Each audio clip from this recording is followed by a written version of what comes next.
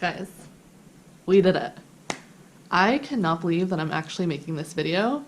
I think I have watched every single How I Got into CRNA School video on YouTube, and now I'm finally able to make one for myself.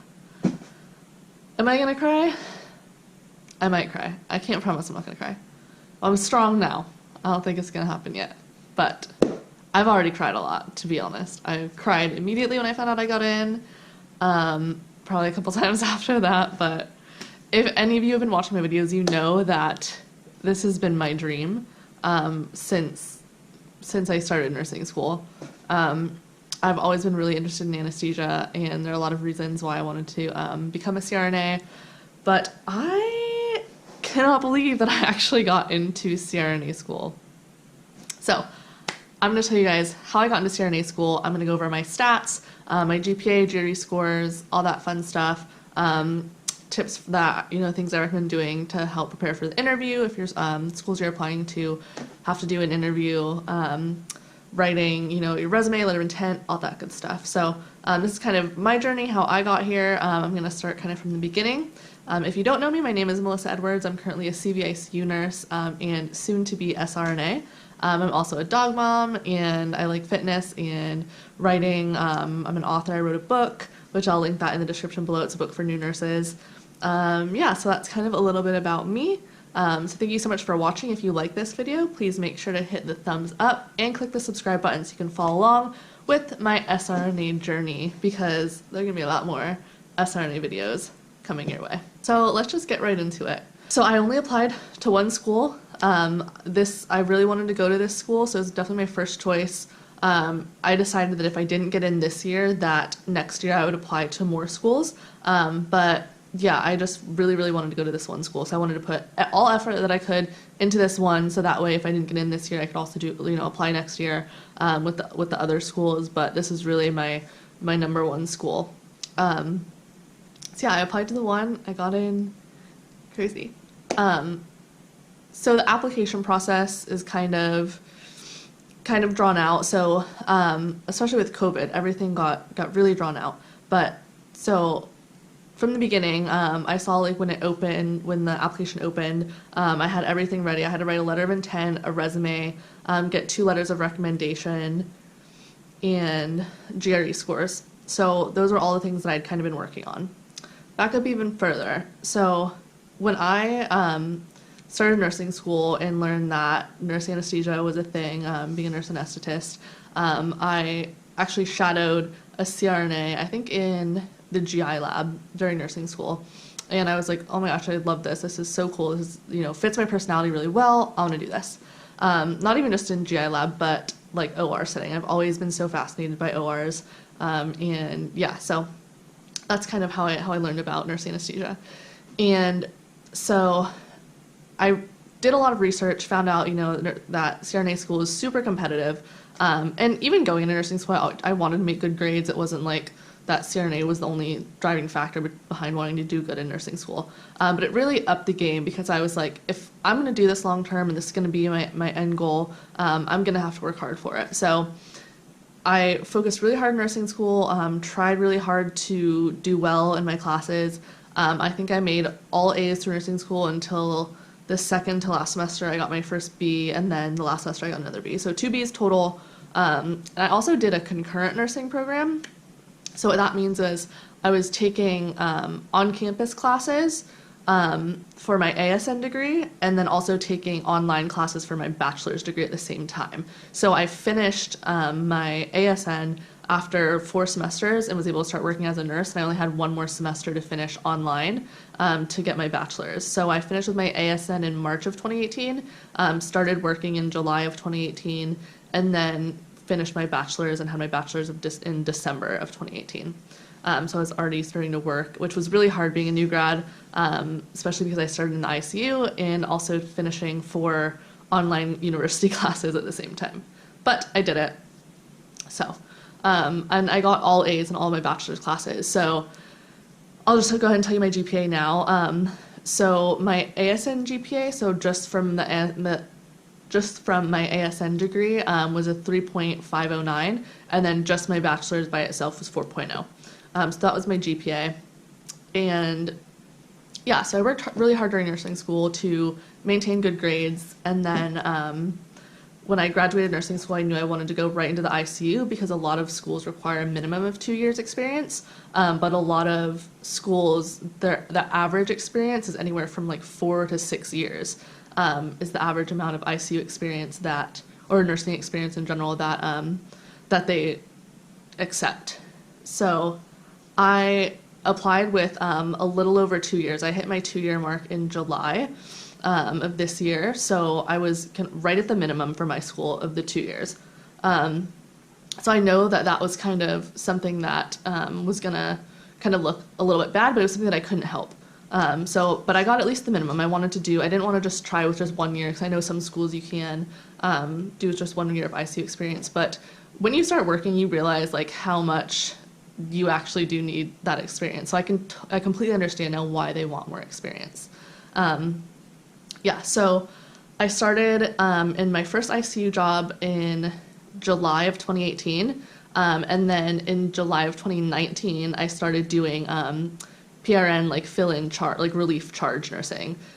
So I did relief charge for a little bit, and that was really intimidating because the hospital I worked at was small, and we were the only ICU in the hospital.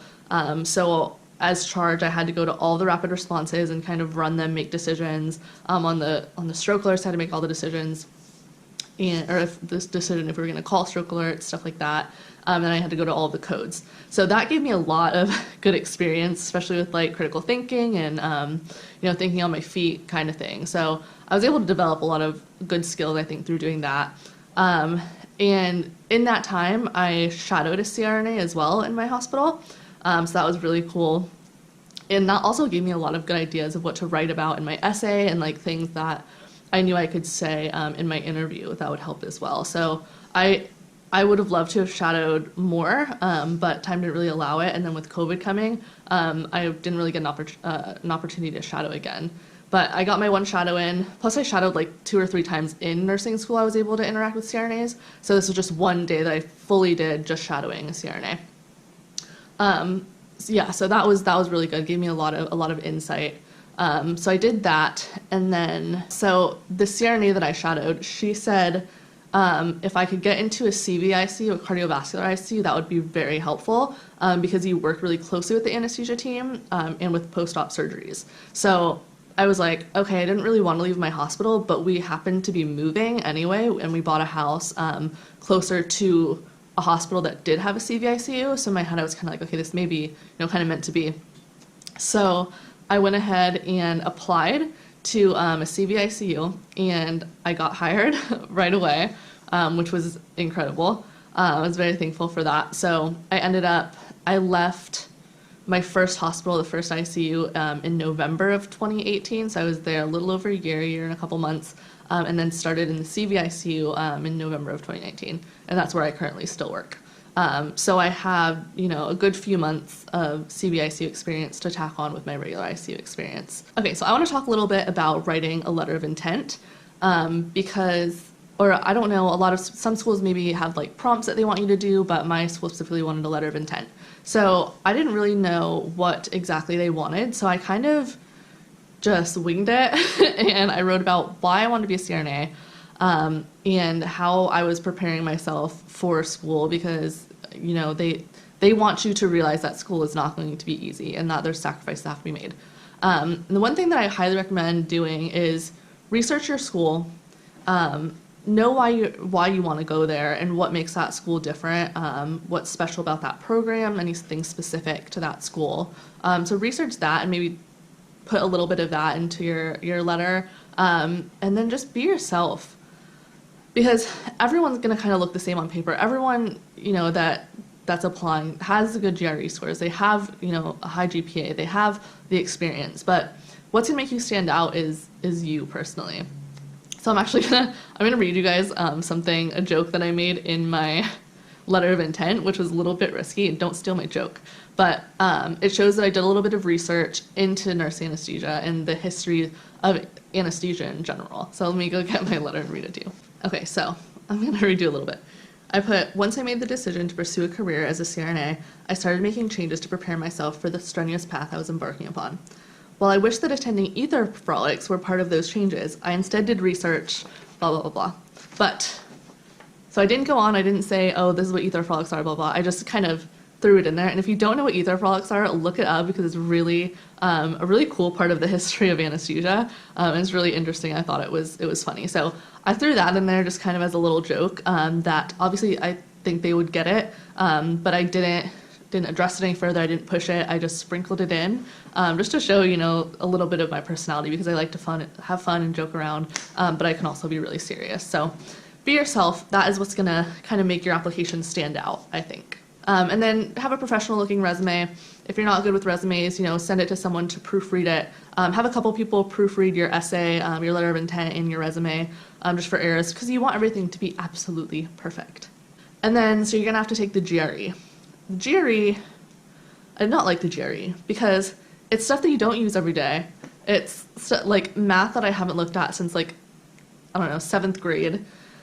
And I personally don't feel like it has much, you know, shows much of what you can do. But I can see why they want like some type of testing other than, you know, just your nursing school grades, like a standardized thing to kind of compare people. So anyway, I studied for, I think, like probably a little bit more than 2 months before I took the GRE because I only wanted to take it once, but I also left myself enough time that if I didn't do well enough that I could take it again. But luckily I only had to take it once. So I used Magoosh to study. I think I just paid for like the 6-month program, and that was super helpful. I did a ton of practice questions, read the rationales, and then you also have to do like an essay portion. There's 2 essays that you have to write for the GRE. So I think I did like 4 practice prompts, like 2 of each type, and timed myself, because time is really like the worst thing on the GRE for me was trying to get everything done in the allotted time. So yeah, definitely spend the time to really study and get ready for the GRE so you only have to take it once and you want your scores to be, you know, competitive. So, let me see, I wrote down my scores. I got, on the verbal section, I got a 157, quant, I got 151, and writing 4.5. So yeah, I did well. I was happy with them. I was literally just a couple points above like the minimum that my school wanted, so I didn't like blow it out of the park or anything, but I was confident enough in those scores to not take it again. I was comfortable, I was good with it. And then, so another thing that a lot of schools do is they have an interview. So I'll probably end up making a whole video on like how to prepare for the CRNA School interview because that's probably the most like nerve-wracking part. When I first got the email that I had an interview, I was so excited. I was at it like over the moon because like I said, everything was pushed back from COVID. So originally we were supposed to find out back in like April, I think, and then I didn't get the interview invite until I think June. So we got the interview invite in June, and then the actual interview was in August. So I had quite a lot of time to get in my head about it and stress out. No, I'm just kidding. I had quite a lot of time to prepare. So what I did with that time so that I wasn't just going crazy is I decided I'm going to take the CCRN because like looking back, I probably would have taken the CCRN before I even applied so that I could put it on my application. But I was like, oh, I'll take it and then I'll like slide it into the interview somewhere, which I didn't. I completely forgot in the interview to mention that I got the CCRN, but you know, it was in the moment. So, I was like, I'm going to study and take the CCRN. So what that also let me do was I knew that a lot of schools might ask some like clinical questions as part of the interview. So I was like, I'll use the CCRN as a way to study and kind of verse myself on different clinical topics so that if I do get questioned in my interview, I'll have some answers. So I highly recommend doing that or just before your interview studying some type of CCRN material anyway. Know your pressors, know your drips, just know some general stuff. And if you don't know the answer to something, just admit that you don't know. Don't try and fake it. If you're not 100% sure, tell them that because I guarantee they're going to appreciate the transparency and they're going to 100% know if you're faking it. These are really, really smart people that are interviewing you. So another tip for the interview is dress up to the nines. I wore a nice dress shirt and a suit jacket, and my interview was on like an online platform. It wasn't Zoom, but it was like something similar. So it was, they could only see like my you know, shoulders up basically. So I just did it behind like a plain wall background, but I still wore literally my whole get up, shoes and everything, because I was like, if they ask me to stand up and they want to see that I like am fully dressed, I'm not going to be not prepared for it. So I wore like really nice dress pants, nice dress shoes, you know, full outfit. I just straightened my hair, but I like kept it back out of my face and like off my shoulders, and then just did simple makeup like I'm wearing now. Because I didn't want, like, you don't want to be showy, you just want to have a like clean, simple, professional look, is what I would recommend. So yeah, the interview, I'm not going to talk about specifics. I don't want to give anything away or like, you know, say anything I'm not supposed to. But just be prepared for clinical type questions and personality type questions, situational questions, and just be prepared to defend yourself on, you know, why you deserve to be in the program and why you would be a good CRNA and why you want to be a CRNA. Like I said, know the school, know why you want to go to that school specifically, and be confident but not like cocky. Yeah, so just be prepared to explain yourself and be yourself. That is going to be your number one tool, is to be yourself. So I think those are really like the big things that helped me get into CRNA school was, you know, making sure I had the grades, the GRE scores, being myself in my letter of intent, and being myself throughout the whole interview. Doing my research beforehand, knowing about the school, knowing about the history of anesthesia, shadowing a CRNA so that you can, you know, get kind of some other insight and things to say. Prepare for the interview. I literally was rehearsing questions, which, you know, people were laughing at me. Of course, some of my coworkers were like, yeah, that's way, like, you're overdoing it. But, you know, there's this quote that I saw. It's like, you'll never know if you over-prepared, but you'll definitely know if you under-prepared. And I did not want to under-prepare. I don't know if it was, like, I can't tell you exactly what it was that got me into school, but I did it, and if you want it bad enough, you will do it too. So please keep trying, never give up. Please reach out to me if you have any questions, if there's anything I can help you with. You know, leave me some comments down below with any questions. And yeah, I'm going to be vlogging my whole way through CRNA school, so I'm so excited to bring you guys along with me, and I hope you like this video. Thank you so much for watching, and I'll see you next time.